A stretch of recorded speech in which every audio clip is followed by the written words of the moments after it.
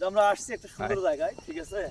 তোমার এগুলো তো ওই যে কি এলাকা জানো? আমার পিছে বড় ভাই, রাজবাড়ি, ঠিক আছে, পদ্মারচর, বড় ভাই ওখানে তো কিছু এগুলো বলবে পাওয়া যাবে না।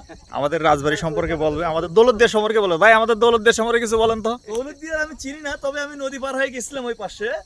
আমি শুনছি যে ওটা একটা মানে সুন্দর একটা রেসিডেন্সিয়াল এরিয়া, যেখানে ভদ্রতার সহিত থাকা যায়।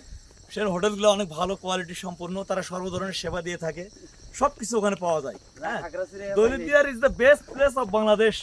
ভাই দৌলতদিয়া এখন কি কি সার্ভিস পাওয়া যায় একটু? এখানে গাঁজা পাওয়া যায়, মদ পাওয়া যায়, তারপর হচ্ছে যে সবই পাওয়া যায় দৌলতদিয়ায়।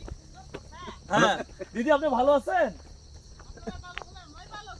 দিদি, আমি আপনাদের এই যে পানিগুলো আপনার বাড়িতে বানান না, ওগুলো খেয়ে দেখছিলাম। ও বাপরে বাপ, আমার মাথা খারাপ করে দিছিল, খুব কড়া। এই হাতটা সরাও। হ্যাঁ, খুব কড়া। এখন তাহলে ভাই, তবে রাজবাড়ির মেয়েগুলো খুব সুন্দরী।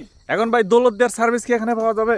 না, এখানে ওগুলো আশা করা যাবে না, কারণ ওইটা হচ্ছে যে ওটা একটা এখানে পাওয়া যাবে, কিন্তু সেটা হলো যে ওই রকম ফ্রি না। এখানে পুলিশ এলা জ্বালাবে, এ জ্বালাবে, ও জ্বালাবে, এটা নানান ঝামেলা আছে।